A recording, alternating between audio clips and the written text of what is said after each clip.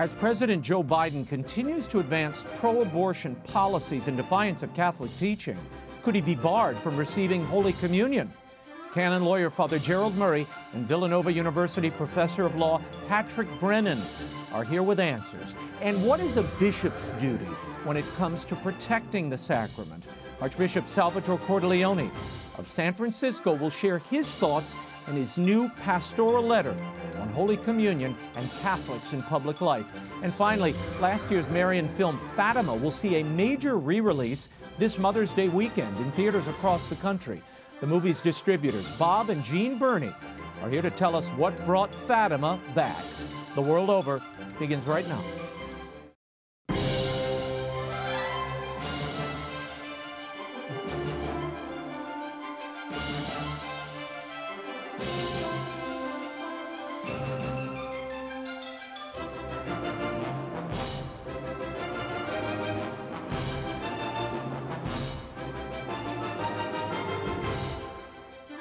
Now, Raymond Arroyo.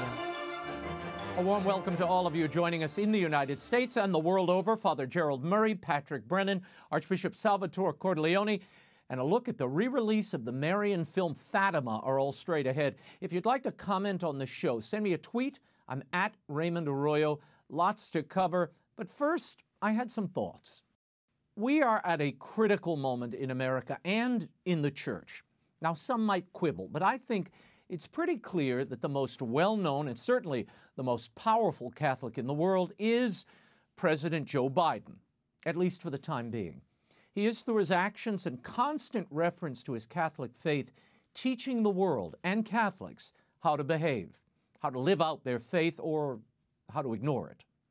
During the campaign, the Biden team very cannily ran ads like this one on Catholic radio stations all over the country. The intention was obvious. You can tell how important Joe's faith is to him. It's what motivates everything. Joe's beliefs, his values, the kind of president Joe would be. Joe Biden knows what it means to be your brother's keeper, to care for those around you and lift up those who are suffering. Well, maybe not all those who are suffering. Senator Joe Biden for decades was known as a senator who was a moderate, a pro-life Democrat. He supported the Hyde Amendment, which forbade federal funding for abortion, and the Helms Amendment, which barred American funding of abortions abroad. But that Joe Biden is long gone. He self-immolated on the altar of his party sometime before he joined the Obama ticket more than a decade ago. As president, Joe Biden is doing exactly what he did during the campaign, saying one thing and doing another. Listen to the president a few months ago. Everyone is entitled to be treated with decency, with dignity. Everyone is entitled to that. And we don't do that now. I said there were 3 reasons I was running. 1, to restore the soul of the country, decency, honor, integrity, talk about the things that matter to people, treat people with dignity. Are the unborn treated with dignity today by the Biden administration? Are they treated with decency by the government? According to the Family Research Council, in his first 100 days, Biden's $1.9 trillion COVID-19 relief package made $467.8 billion available for abortion and abortion-related businesses. President Biden has also funded abortion and abortion businesses by delivering an additional $12.1 billion through executive actions. And the Hyde and the Helms amendments, they're gone. So taxpayers are forced to pay for abortion on demand, no questions asked. Now, it would be one thing if Joe Biden brazenly pursued this pro-choice agenda. That's his prerogative as a politician and the leader of the Democratic Party. But he goes too far when he insists on doing so while waving his rosary beads at everybody, including the president of Mexico. During my visits, I got to know Mexico a little bit and its people and paid my respects to the Virgin of Guadalupe. As a matter of fact, I still have my rosary beads that my son was wearing when he passed. Before Biden was elected president, we spoke about the challenge facing the bishops. For the first time in history, there is a Catholic president who does not embrace what the bishops have called the preeminent issue for Catholics, the foundational standard of Catholic moral teachings, life. Without life, there is no morality. Forget decency or dignity. The bishops are now in a quandary. Do they allow Joe Biden to teach the world that one can be a Catholic in good standing while advocating and directly facilitating the destruction of unborn children? Should he be denied communion? We're going to spend considerable time tonight on this question with canon lawyers and a bishop. It's a show you won't want to miss, and you will probably want to watch in its entirety. So what are the canonical issues to be considered as the bishops wrestle with what to do about these public officials who publicly dissent from core church teachings? To help us make sense of it all, I'm joined by canon lawyer, priest of the Archdiocese of New York, and papal posse member, Father GERALD MURRAY from Manhattan, and attorney, professor of law at Villanova University in Philadelphia, Patrick Brennan. Thank you both for being here. Now, Patrick, you recently convened a conference at Villanova called Taking Measure of the Biden Effect, American Catholics and the President. During it, you mentioned canon law being ignored by the U.S. hierarchy when it came to dealing with disgraced former Cardinal Theodore McCarrick and his long list of misdeeds. In what way are the McCarrick and the Biden situations related in your mind? Well, Raymond, what I had in mind was that when I read the McCarrick report and saw that the life of Theodore McCarrick had concluded in an administrative proceeding that reduced him to the lay state, and that administrative proceeding was concluded by Pope Francis's calling it res judicata.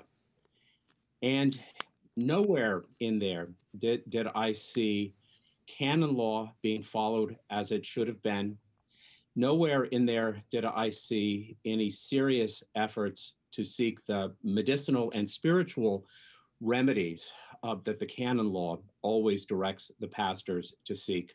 I asked myself, what was the church doing under canon law today to work for the good of now President Biden, who's made his career cooperating in, advocating, and now as chief executive, implementing the grave moral evil of abortion?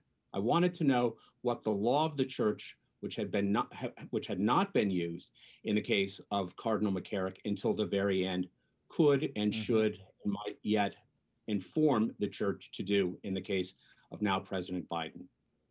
And we're going to get to specifically what the canon law advises in a moment. But Father, you participated in that conference as well, and we'll be talking to Archbishop Cordileone a bit later.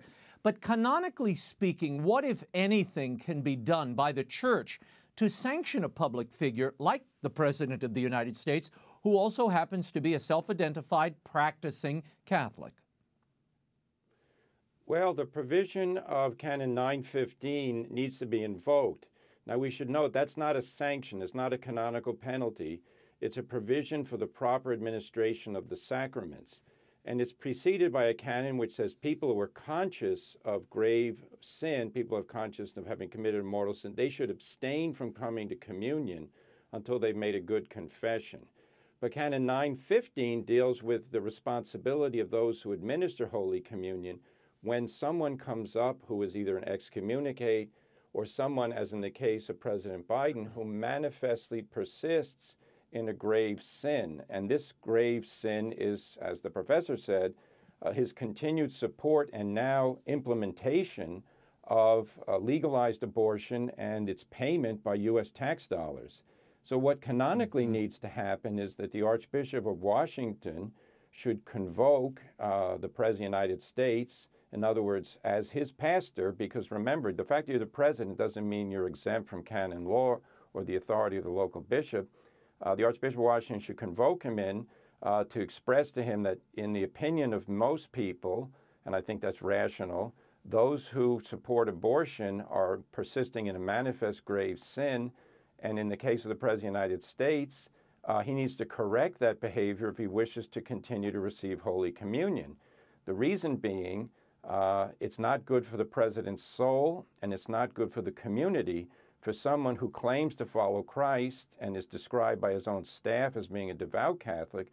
It's not right for that person to then go ahead and ignore the law of God that you shall not kill, and particularly to do it in such a way as he does it, because he's made a boast that he's going to support the abortion rights movement in the United States. He said if Roe v. Wade is overturned, they want to legislate it into the law.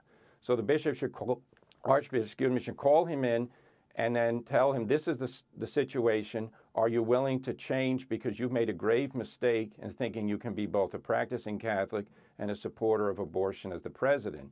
If he doesn't agree to withdraw his positions, then the Archbishop of Washington should instruct all the priests of his diocese to deny communion to the president if he approaches to receive at Mass. Another of the participants, Fran Mayer, at this conference I spoke of a moment ago, he was former assistant to retired Archbishop Charles Chaput. And he said that perhaps the Biden presidency represents good news as far as forcing the U.S. Church and the bishops to finally confront this long-festering issue of public figures who support abortion and yet receive communion. Patrick, would you agree? And do you believe that the case of President Biden will be addressed? It seems the bishops began by punting on this when they disbanded their ad hoc committee to figure out what to do about Biden. Well, I have to say, Raymond, when I first heard the title of Fran Mayer's paper, Biden is Good News, I worried what was coming, except I knew Fran well enough to know that he's a very serious student of these matters, having assisted Archbishop Chaput, whose work on this question, you'll remember from First Things, a great article in First Things in late 2020, I think it was in November, was just right about this.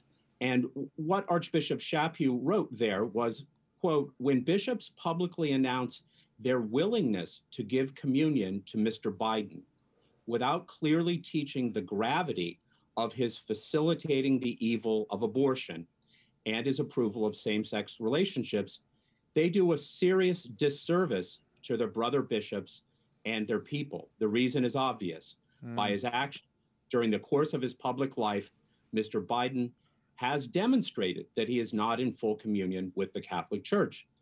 And so I think that it is an opportunity now for the bishops who have not acted in unity on this and have had, I think it's fair to say, scandalous disunity on this question, to confront the fact that the chief executive of the United States is pushing more aggressively than any previous president of the United States for procured abortion and its support and funding, and all the while having a picture of himself with Pope Francis on the credenza behind his desk in the White House, and all those other appearances of piety, which contribute to scandal that endangers souls and really do make it almost inescapable for the bishops to decide what Canon 915 means, how to implement it, and if they're not going to implement it, give us a justification. But for my part, I can't imagine a competent justification, one that would meet all the points made by Archbishop Chaput, separately on April 7th by Cardinal Burke, and of course much earlier in 2004 by Cardinal Ratzinger at the Congregation for the Doctrine of the Faith. But we also know that in paragraph 47 of Evangelii Gaudium, Pope Francis himself wrote that the Eucharist is not a prize for the perfect, but powerful medicine for the weak.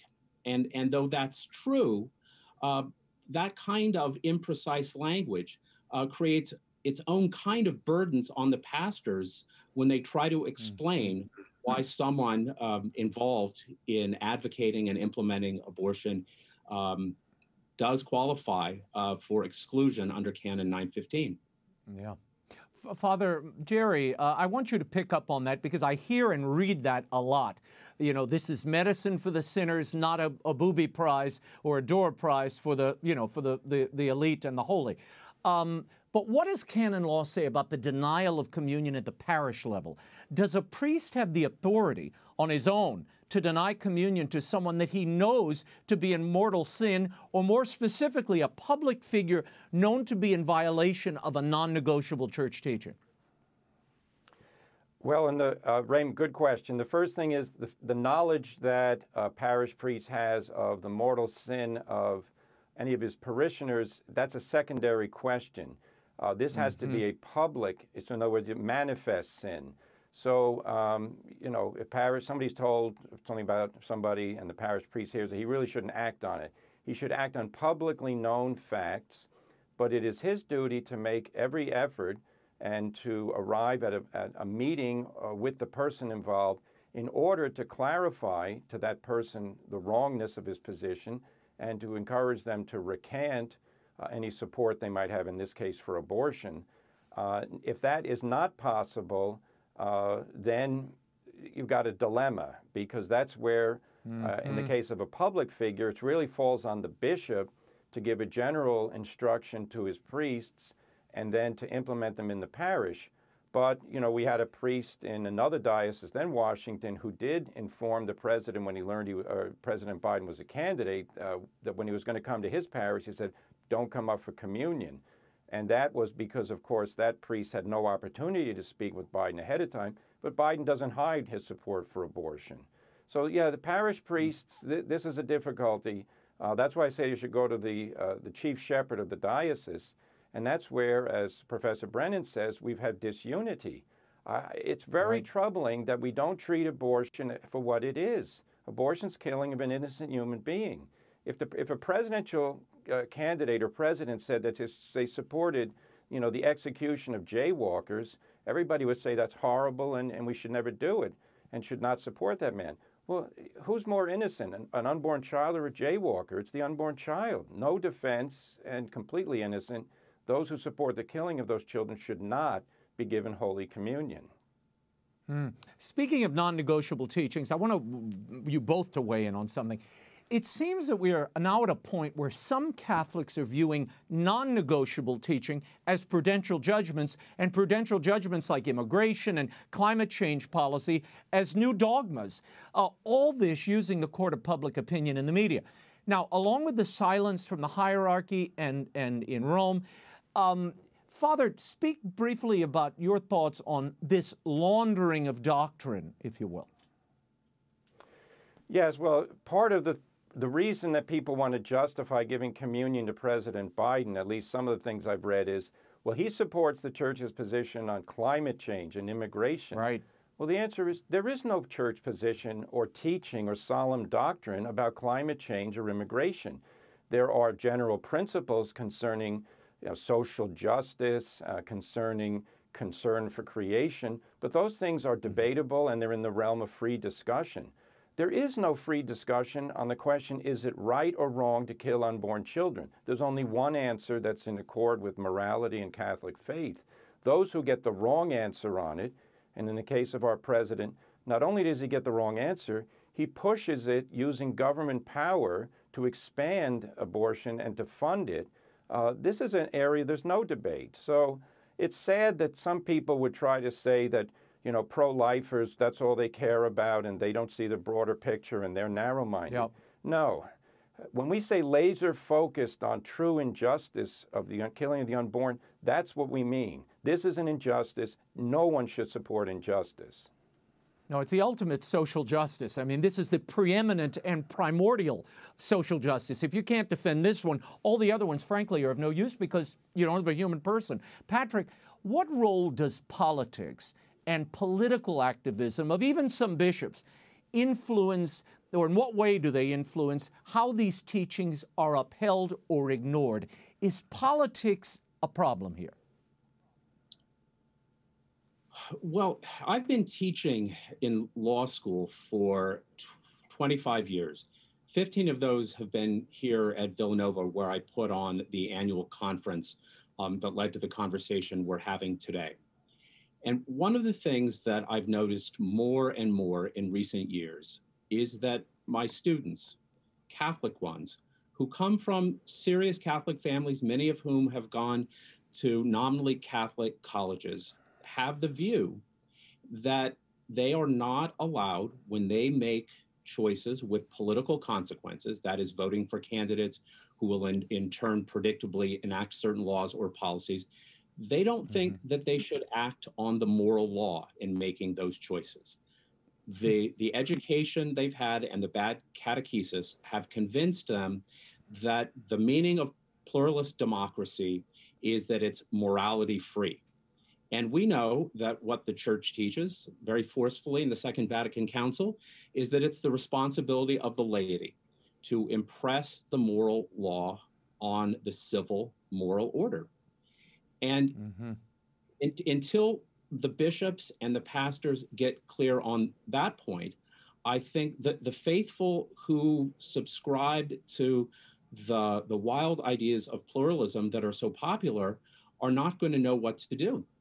And I think it's the problem was compounded in a way that Father Murray was already mentioning by the fact that the catechesis that typical Catholics today in the world I'm familiar with, at least, occurs through sound bites. There's a commentator I read some years ago who said that what's happened is that the Catholic Church in the United States and maybe in Western Europe has been swallowed up by official theology, that's his term, from Rome, where things coming out now of Santa Marta or other dicasteries all the time in imprecise form are almost all on the same level, eclipsing the distinction between official theology with doctrine and with dogma and infallible dogma, and along with that, the priority of goods around which the Christian life must always be structured and aimed. Yeah.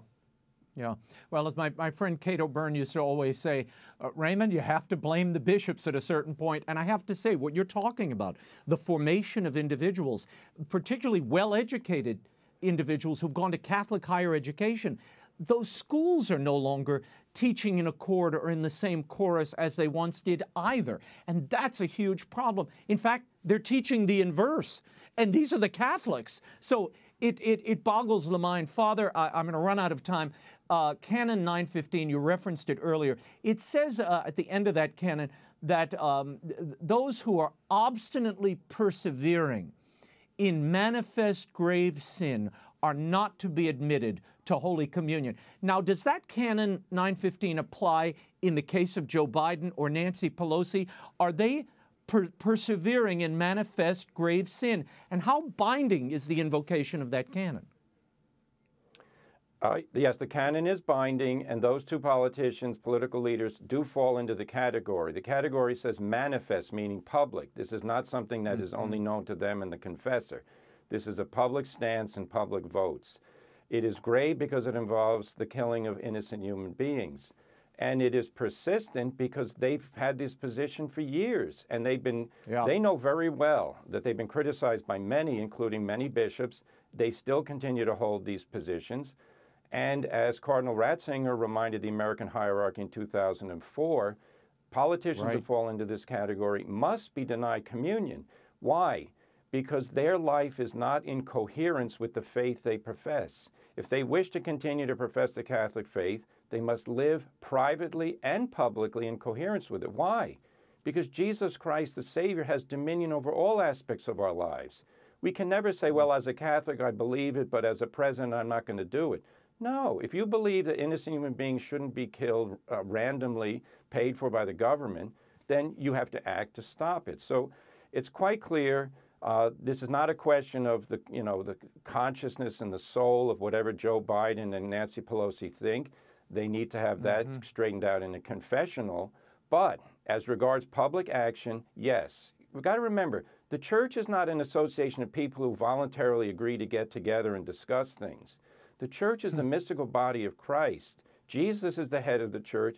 And if we're part of the body, we have to be a living member of the body, meaning we act in unison with the head. And the head of the church is Jesus. I don't know how these people could go before the Lord at the final judgment and say, oh, by the way, Lord, you know, I really hope you're not mad at me because I helped pay for the abortion of the children that you sent into the world.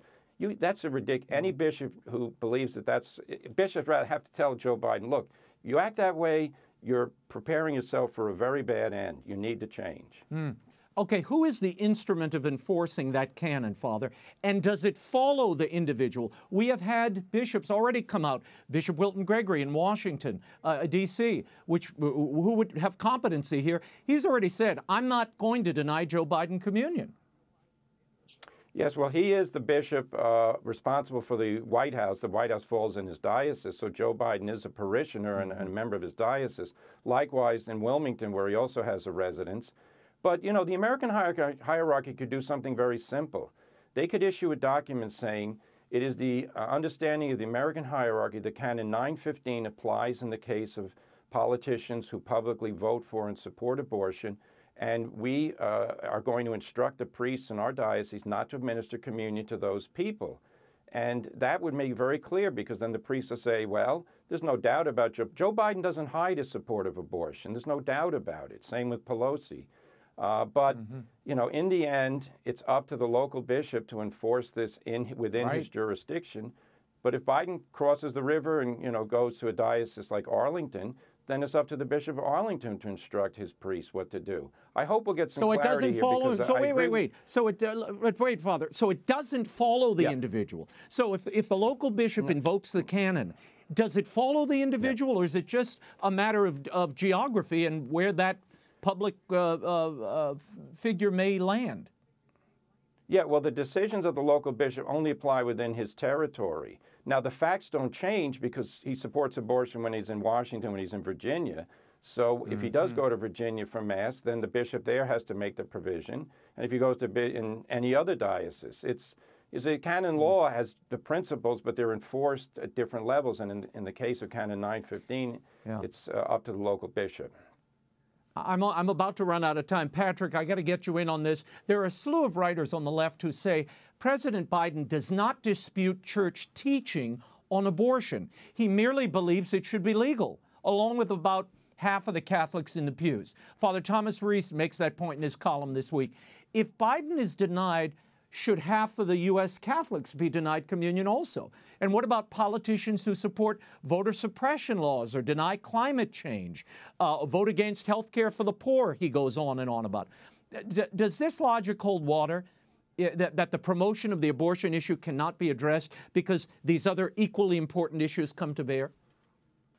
What the bishops need to do, as Father Murray's already said, is explain that they understand the conditions under which Canon 915 applies. And I think Father Murray would agree that the conditions under which it would apply are not nearly as expansive as Father Reese and some of the other people worrying about it suggest. And as everyone's agreed, it's the responsibility, which Father Murray emphasized, of the pastors to call people to conversion before excluding them from communion, because the goal in all of this is to protect the sacrament, save the faithful from scandal, and ensure that the individuals who are committing the sin of formal cooperation in evil themselves have an opportunity to repent. Father, I want you to pick up on that very quickly on that note there about Biden. He accepts the church teaching, but he believes abortion should be legal. Does that wash with you? Does that absolve him of having to worry about Canon 915? Not at all. That would be like saying, I'm a confirmed vegetarian, please make my steak medium rare, and that's what I'm going to eat. You can't believe in what you don't act on. If you believe that abortion is murder, you then don't say, and by the way, I want to give you federal money so you can carry out abortions. The President of the United States has disappointed us for years, but he's disappointed us even more because of the fact that he used to be against federal funding for abortion, then he caved in and gave into it. It's quite clear what he's doing. He's courting the votes of abortion supporters. Before I go, Father, do the U.S. bishops have Yes. the authority on their own as a body to prohibit certain public figures from receiving communion? Wouldn't the Vatican veto any attempt like that? No, canon law provides each individual diocese to deal with the people who are in the diocese, meaning those who have a residence there, but they can also enact laws for people visiting. So if the President of the United States visits different dioceses, they can make provision for it. The Bishops' Conference doesn't have that authority as a whole in canon law. They could certainly request from the Vatican that the permission to enact a decree because of the grave scandal going on with President Biden's support of abortion. But it's a problem it's a question that's basically in the hands of each bishop. All right, we will leave it there. Father GERALD MURRAY, Professor Patrick Brennan, thank you both for being here and for your clarity. Now, I have spoken to a number of bishops this week. Some are genuinely distressed by what they're seeing from President Biden, and others are at great pains over what to do about it.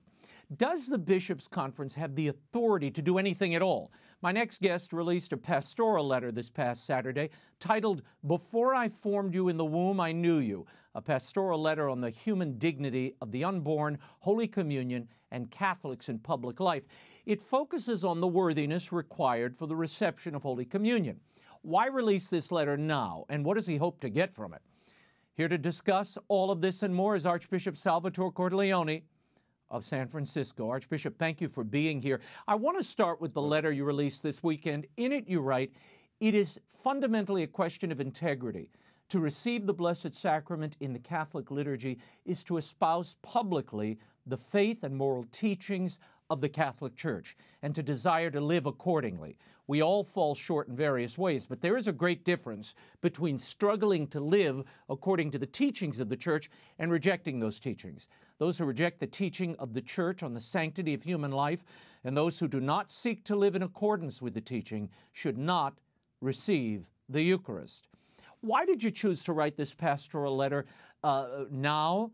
And is there a message here for a particular member of your diocese? I'm thinking of Speaker Nancy Pelosi. I would imagine a lot of people would think of her, but there are many Catholics in public life in this situation. She's more highly visible than most. But this is something that has been on my mind for a very long time. I know I could not remain silent on the issue. I knew I had to make some kind of public statement or action. And then I got the idea of writing a pastoral letter, a teaching. Really, this is a teaching document, because I realized for a long time that, for one thing, many Catholics don't understand anymore what it means to receive the Eucharist. So we need to do more catechesis on worthiness to receive Holy Communion. The bishops have been grappling with this for a very long time. In the early 2000s, we were debating it. We issued a document in 2006 on worthiness to receive communion, but didn't get into the Catholics in public life question. But that's sort of the basis for the question of when one should not receive Holy Communion. But also I knew we had to expose the horrendous evil of abortion, because our opponents in this debate do a great job at deflecting attention from the harsh evil that it really is. So that also had to needed to be exposed in an objective way. That's why I cite principles of science and then the law and so forth. The real question is someone in public life who supports abortion is someone in a situation of mortal sin or not, or in a state of grace. And this gets into the question of cooperation with evil. So I had to have a chapter on that, the principles of cooperation. And finally, the last chapter, the special role of Catholics in public life and the added consideration of the scandal that it can cause. So it's been on my mind for a long time. And I was in the process of preparing this document all throughout last year, and intentionally waited until after the election to release it, because I did not want anyone to kind of hijack this for a political purpose, because this is not a political agenda. There is an argument, Bishop or Archbishop, that I'm beginning to hear and read. Bishops accusing you and others of weaponizing the Eucharist. In February, Bishop Robert McElroy of San Diego had this to say on denying Biden and other political leaders communion. He said, "I do not see how depriving the president or other political leaders of the Eucharist based on their public policy stance can be interpreted in our society as anything other than the weaponization of the Eucharist."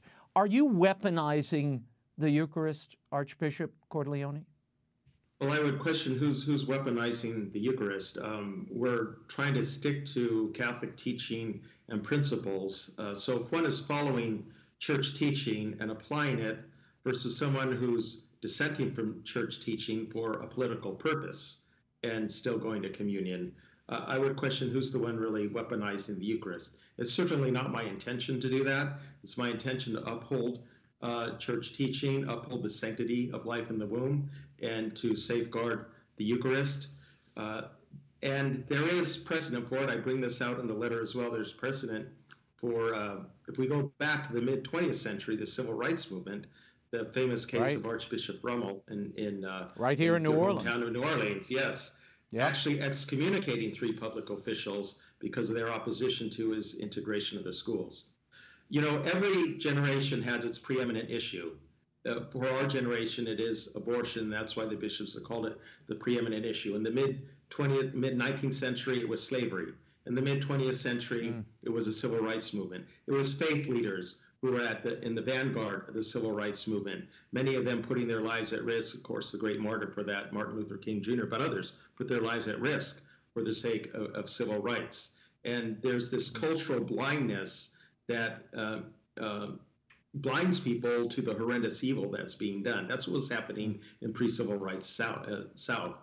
That's what's happening now with the case of abortion. So I don't see this as just one policy position among many. We lobby for a lot of policy positions, as is our right and our duty even. But this is at a whole different level because it attacks the fundamental right of all, which is the right to life. Archbishop, regarding public figures who are pro-choice, you write, you are in a position to do something concrete and decisive to stop the killing. Please stop pretending that advocating for or practicing a grave moral evil, one that snuffs out an innocent human life, one that denies a fundamental human right, is somehow compatible with the Catholic faith. It is not. So, Archbishop, will you ask your priest to deny communion to well-known office holders who persist in supporting abortion against church teaching? As I also mentioned, these conversations have to take place, and that's where there's pastoral discretion has to be applied. And when the pastor in his situation has to make the decision if that's going to be fruitless, then take that action. So I'm still working on that. Okay. It has been reported that during the annual Conference of Catholic Bishops in June, the U.S. bishops will vote on whether or not to create a document prepared by the USCCB Doctrinal Committee addressing whether those who hold public office and support abortion should receive communion. Now, this document is the result of a decision in November by USCCB President Jose Gomez to address President Biden's stance on abortion. Just to clarify for the audience, this is just a vote to work on a document. This seems like a slow walk to me, Archbishop Cordileone. Do you think 2/3 of the bishops, first of all, will agree for this to proceed?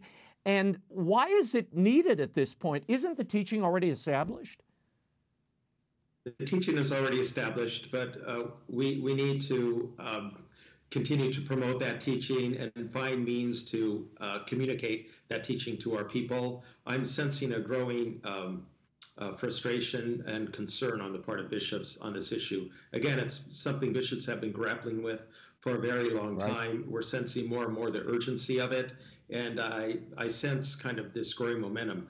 Unfortunately, it's the kind of the reality of any large body or bureaucracy. The bylaws of the conference require that before a statement or a document is drafted, that the body has to approve that it should be written.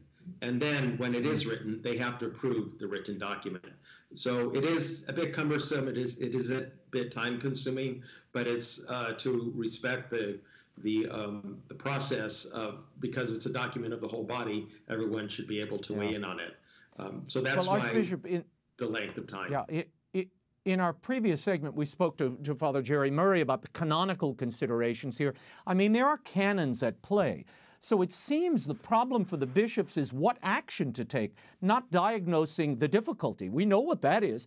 How big a challenge do Biden and other Catholics in public life advocating things at odds with church teaching. How big a challenge do they present to the bishops in America and the Vatican, frankly? And what I mean by that is a threat to their authority to teach the faith definitively.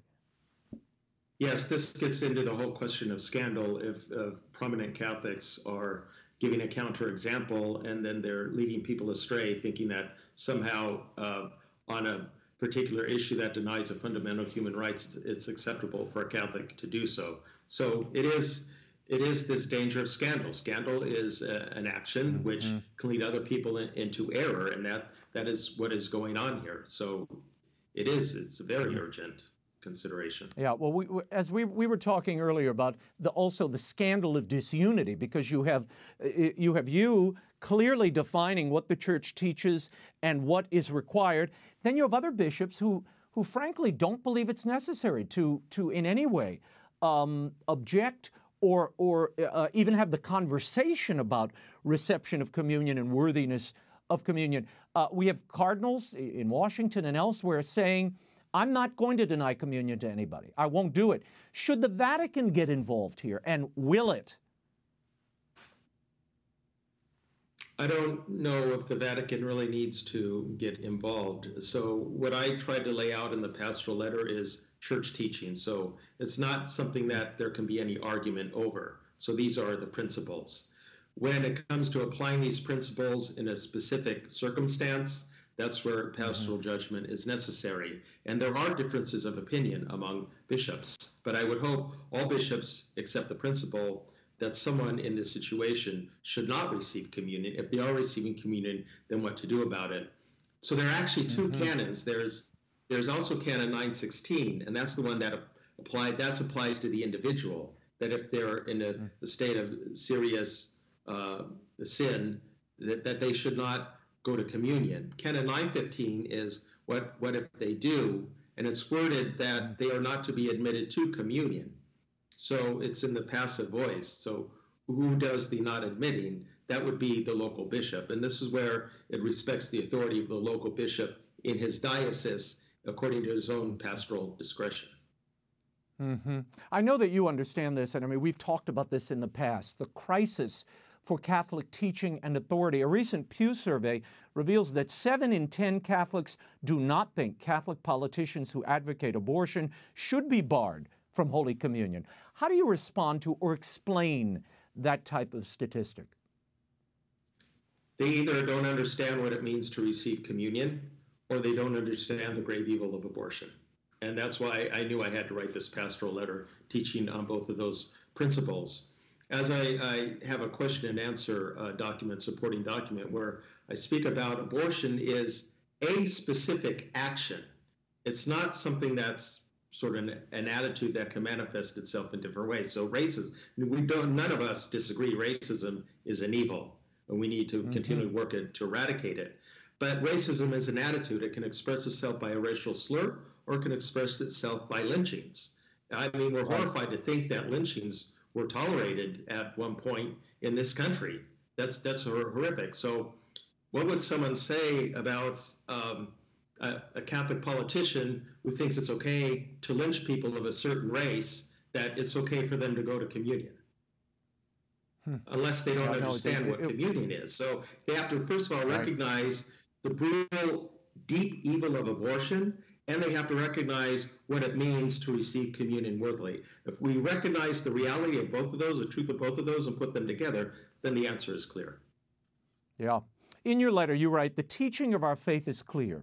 Those who kill or assist in killing the child, even if personally opposed to abortion, those who pressure or encourage the mother to have an abortion, who pay for it, who provide financial assistance to organizations to provide abortions, or who support candidates or legislation for the purpose of making abortion a more readily available choice, are all cooperating with a very serious evil. Formal cooperation and immediate material cooperation in evil is never morally justified. Now, this past election, Catholics for Biden held several online events, Archbishop. I want to play this for you. This is Sister Simone Campbell. She had this to say about voting Catholics. I'd like your reaction. Our whole theme is helping Catholics see that they're multi-issue voters. They need to be multi-issue voters to be in harmony with what Pope Francis teaches. Often we hear from Catholics who hear, either from the pulpit or from other teachers, that they can only vote on a single issue. That's not our faith. That's never been our faith. And in fact, the reversal of Roe v. Wade, or the outline of abortion, has never been our faith. What has been our faith all these years has been caring for the unborn. Your reaction, Archbishop, is that our faith? Certainly caring for the unborn is our faith, and that's why we do more than anyone else to help women in crisis pregnancies and help women and others affected by a particular abortion to heal. That is. And the Catholics are not single-issue voters. That's why the bishops issue their document on forming conscience for faithful citizenship. But we do have to prioritize the issues and then weigh them in evaluating any particular candidate. I was very careful in the way I worded this because I said voting for a candidate for the purpose of promoting abortion. If that's your intention for voting for the candidate, then it's clear there's formal cooperation there. When it comes to weighing the issue, prioritizing and weighing the issues, then Catholics have to make that decision within their own conscience. But it seems to me there are a lot of people who vote the other way who are single-issue voters. Mm-hmm. Yeah. Archbishop Salvatore Cordileone, thank you so much for being here. And the pastoral letter is a worthy read. You can find it at inthewomb.org. And you can follow Archbishop Cordileone at ArchCordileone. Thank you so much for being here, Archbishop. Thank you, Raymond. Before we go to our next interview, a little news to share with you. Another in a series of church fires broke out earlier this week in France. The historic St. Peter and Paul Catholic Church in Lille was engulfed in flames on Monday evening. According to reports, the blaze started in the sacristy of the 19th century structure, eventually reaching the roof. Quick response by firefighters kept the church from being completely destroyed. An investigation is underway. Representatives of France's criminal intelligence agency say there were over 800 attacks on Catholic sites in 2018 alone, and that 2/3 of church fires are later found to be arson. The rash of churches being vandalized hasn't been limited to Europe. Here in the United States, a man has now been charged with setting the fire that severely damaged Mission San Gabriel in California last year. The individual has multiple arson-related convictions and a history of anti-Catholic hostility toward mission staff. And early Wednesday morning, fire completely destroyed St. Kateri Tekakwitha Mission Catholic Church in Upper Michigan. The cause of the fire is under investigation. We'll keep our eye on that for you. And finally, the movie Fatima, originally released last year, is set to reopen in theaters Friday, May 7th. Why a major re-release in theaters, you might ask, and what makes this film so special? Joining me now to discuss are the CEO and COO of Picturehouse, the company in charge of distributing the film, Bob and JEANNE BERNEY. Thank you both for being here. The movie Fatima was originally scheduled to open in April of 2020, and the pandemic delayed that release until August. I saw it on one of the streaming services in January on Netflix. Why did you decide to re-release the film? Well, for one thing, I thought that there are a lot of people who are now wanting to venture out. The theaters are starting to open, and I felt like artistically, the film should be seen on a big screen the way it was made. And I also feel that participating, like in the community or being within a group, you feel the emotions so much better in a theater. I agree. Was AMC at all reluctant to re-release this film in their theaters?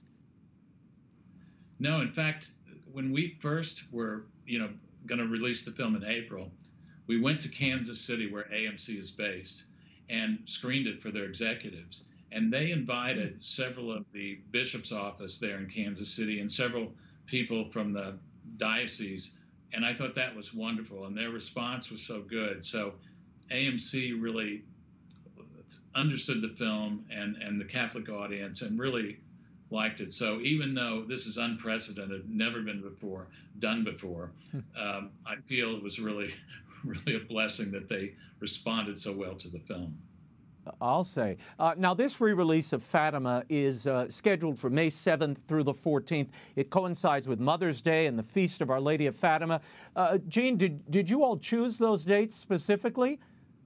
Well, I don't think we've chosen anything with this release. I think it's been Mary's release from the very beginning, you know, to be able to be lucky enough to switch over to that premium video on demand, and now to be the first film that will come back to theaters, and lo and behold, to have it be May 7th, which is the weekend of Mother's Day, and May 13th being not only the feast day for Our Lady of Fatima, but also the Ascension.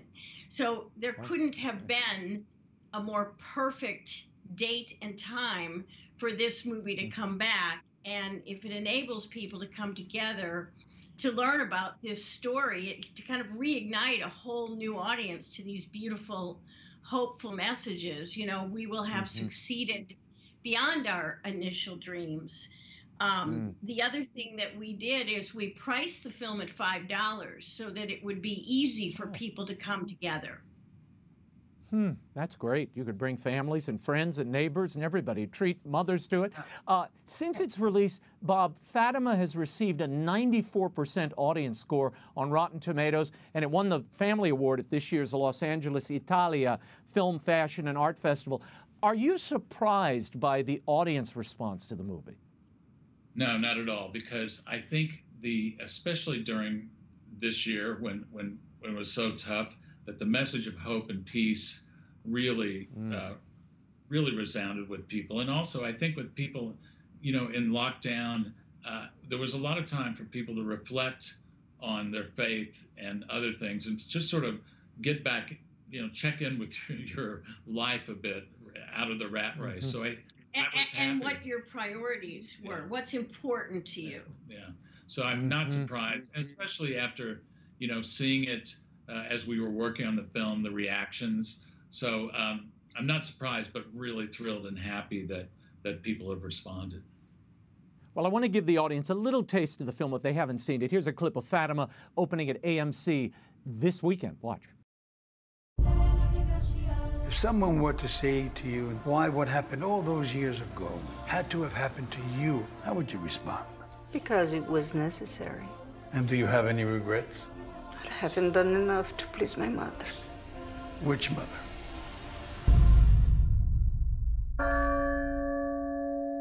Every time I read the name of one of our boys who lost his life, I have great admiration for them. They defend our progressive ideas that will free our country from religious superstitions.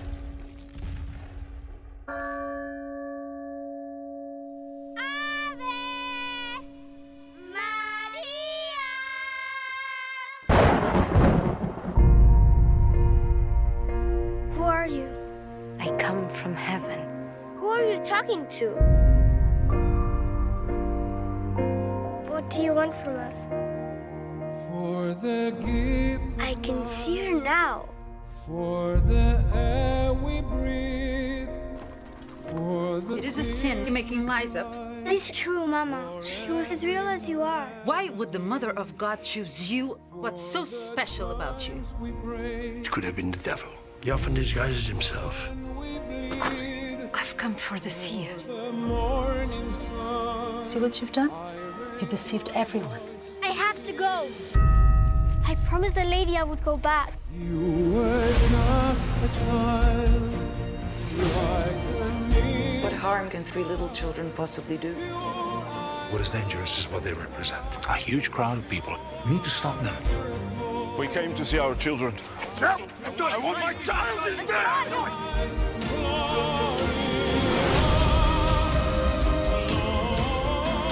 When is this going to end?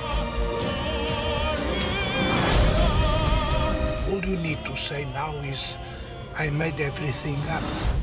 I'm so sorry you couldn't see her.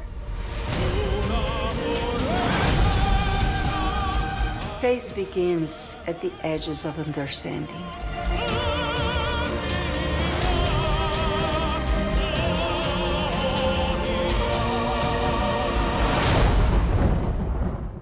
Bob and Jeanne, you are both Catholic. What do you look for in a film.